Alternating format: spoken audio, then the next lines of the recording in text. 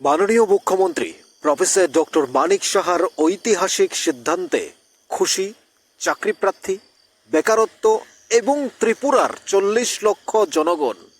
আপনাদের কি মনে হয় মাননীয় মুখ্যমন্ত্রী প্রফেসর ডক্টর মানিক সাহা একটি সিদ্ধান্ত যেভাবে নিচ্ছেন তাতে করে চাকরি প্রার্থীদের মনে খুশির হাওয়া বইছে, বেকারদের মনে নতুন স্বপ্ন তৈরি হচ্ছে এবং 40 লক্ষ ত্রিপুরা রাজ্যের জনগণ যারা প্রত্যাশা করেছিলেন, প্রত্যাশার মাননীয় মুখ্যমন্ত্রী বাস্তবায়িত করছেন।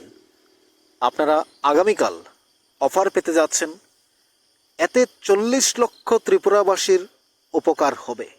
কারণ আমার আপনার ছেলে মেয়েকে তৈরি করবেন এই শিক্ষকরাই। 228 জন শিক্ষককে আগামীকাল নজরুল কলাক্ষেত্রে মাননীয় মুখ্যমন্ত্রী প্রফেসর ডক্টর মানিক সাহার হাত ধরেই অফার প্রদান করা হবে। মাননীয় মুখ্যমন্ত্রী এই 228 জন শিক্ষক শিক্ষিকার হাতে অফার প্রদান করেই দায়িত্ব তুলে দেবেন আগামী দিনে এই সমাজ, এই রাজ্যের প্রতিটি কচি কাঁচা ছোট শিশুদের মানুষ করার জন্য। সে দায়িত্ব আগামী দিন তারা অর্পণ করতে যাচ্ছেন, অর্থাৎ সেই দায়িত্ব তারা গ্রহণ করতে যাচ্ছেন। মাননীয় মুখ্যমন্ত্রী ওনার হাত থেকে অফার পাওয়া এটা অত্যন্ত ভাগ্যের। যারা সিলেক্টেড হয়েছেন তাদেরকে আন্তরিক ধন্যবাদ। আপনারা আপনাদের নিষ্ঠা দায়িত্বশীলতার সাথে কাজ করবেন, এটা আমাদের প্রত্যাশা। কিন্তু যারা সিলেক্টেড হননি, সুপ্রিম কোর্টের রায়ে যারা বাদ গেলেন, তাদের অবস্থা কি? তারা কতটা অসহায়ত্ব অবস্থায় আছেন, তারা কতটা কষ্টে আছেন, তাদের জন্য খারাপ লাগে। এই জন্যই, কারণ 2022-এ তারাও সিলেক্টেড হয়েছিলেন। 361 জন সিলেক্ট হওয়ার পর এখন 228 জনের চাকরি হচ্ছে। বাকিরা তাদের পরিণতি,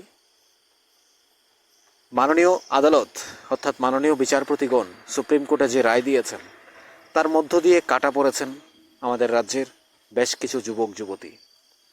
তারা হয়তো এবার টেটে বসেছেন, তারা হয়তো আগামী দিনে আবারও টেট পাশ করে তাদের যোগ্যতার প্রমাণ আরও একবার দেবেন। কিন্তু তাদের এই অপূরণীয় ক্ষতি, তাদের এই অপূরণীয় জীবনের এক গুরুত্বপূর্ণ জায়গায় তারা যেভাবে হেরে গেলেন, অর্থাৎ তারা যেভাবে চাকরি থেকে বঞ্চিত হলেন, সেটা সত্যিই দুঃখজনক। যারা চাকরি পাবেন আগামী দিনে, যারা অফার পাবেন, যারা আগামী দিনে নিজেদেরকে একটা গুরুত্বপূর্ণ জায়গায় পৌঁছে দেওয়ার জন্য এতদিন অপেক্ষা করেছেন, পরিশ্রম করেছেন, 3 বছর পর আপনারা আপনাদের সেই বহু প্রত্যাশিত স্বপ্নের অফার হলুদ খাম পেতে যাচ্ছেন। তারপর আপনারা শিক্ষক শিক্ষিকা হয়ে আপনারা মানুষ করবেন আমাদের রাজ্যের ছেলে মেয়েদের। তাই আপনাদেরকে আন্তরিক ধন্যবাদ নিউজ ত্রিপুরা 1 চ্যানেলের পক্ষ থেকে। কিন্তু যারা এই বিভিন্ন কারণে যারা বিএড করে টেট 1-এ পরীক্ষা দিয়েছিলেন, অর্থাৎ টেট 1 পাস করেছিলেন, তারা যেমন বাতিল হয়েছেন, তাদের জন্য কিছুই বলার নেই। শুধু এইটুকু বলার আছে, আপনারা আপনাদের যোগ্যতার প্রমাণ আগেও দিয়েছেন, আপনারা সিলেক্টেড হয়েছিলেন, কিন্তু আপনাদের এই বিভিন্ন কারণবশত আপনারা বাতিল হয়ে গেছেন। আপনারা আগামী দিনে আবারও উত্তীর্ণ হয়ে নিশ্চয়ই করে আমাদের রাজ্যের ছেলে মেয়েদের মানুষ করার ক্ষেত্রে আপনাদের ভূমিকাও থাকবে, আমরা এটা প্রত্যাশা করি। আর মাননীয় মুখ্যমন্ত্রী যে সিদ্ধান্তগুলো নিচ্ছেন তাতে করে রাজ্যের 40 লক্ষ মানুষ এগিয়ে যাচ্ছে, উপকৃত হচ্ছে এবং আপনারা উপকৃত করবেন। আগামীকাল বহু প্রত্যাশিত 228 জনের হাতে অফার উঠবে। সে অফার গ্রহণ করার পর নিজেদের দায়িত্ব কর্তব্য আরও বাড়বে। সে কর্তব্য আপনারা নিষ্ঠার সাথে পালন করবেন, এটা আমরা প্রত্যাশা করি। এবার যারা টেট পরীক্ষায় বসেছেন, টেট 2-তে যারা বসে গেছেন এবং যারা আগামী 4 তারিখেও বসবেন টেট 1-এ, আপনাদের জন্য আন্তরিক কৃতজ্ঞতা। আপনারা যারা আগামী দিনে সেই টেট পরীক্ষার ফলাফলের পর আপনারা যারা সিলেক্ট হবেন, আপনারা নিশ্চয়ই এইভাবে করে অফার গ্রহণ করবেন মাননীয় মুখ্যমন্ত্রী প্রফেসর ডক্টর মানিক সাহার হাত থেকে।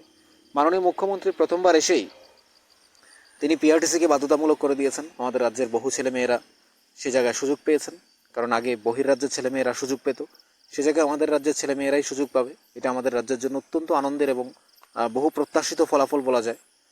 তাছাড়া এই যে জেআরবিটি কমপ্লিট করে দিয়েছেন এবং Tripura police constable special executive থেকে শুরু করে বাকি যে প্রত্যাশিত রেজাল্টগুলো রয়েছে, অফারগুলো রয়েছে, সেগুলো নিশ্চয়ই ধীরে ধীরে কমপ্লিটলি হয়ে যাবে। তাই এই যে আগামীকাল বহু প্রত্যাশিত, বহু স্বপ্নের দিন, নজরুল কলাক্ষেত্রে 228 জন মাননীয় মুখ্যমন্ত্রী প্রফেসর ডক্টর মানিক সাহার হাত থেকে অফার পাবেন এবং তাদের দায়িত্ব বুঝে নেবেন। কর্তব্য এবং দায়িত্ব নিষ্ঠার সাথে পালন করার জন্য আগামী দিনে যে শপথ গ্রহণ হতে যাচ্ছে অফার পাওয়ার মধ্য দিয়ে, সেটাকে আমরা নিশ্চয়ই করে এটাই মনে করি বহু প্রত্যাশিত ফল এবং মাননীয় মুখ্যমন্ত্রীর সিদ্ধান্তকে আমরা আন্তরিকভাবে গ্রহণ করি এবং মাননীয় মুখ্যমন্ত্রীকে আন্তরিক ধন্যবাদ এবং কৃতজ্ঞতা।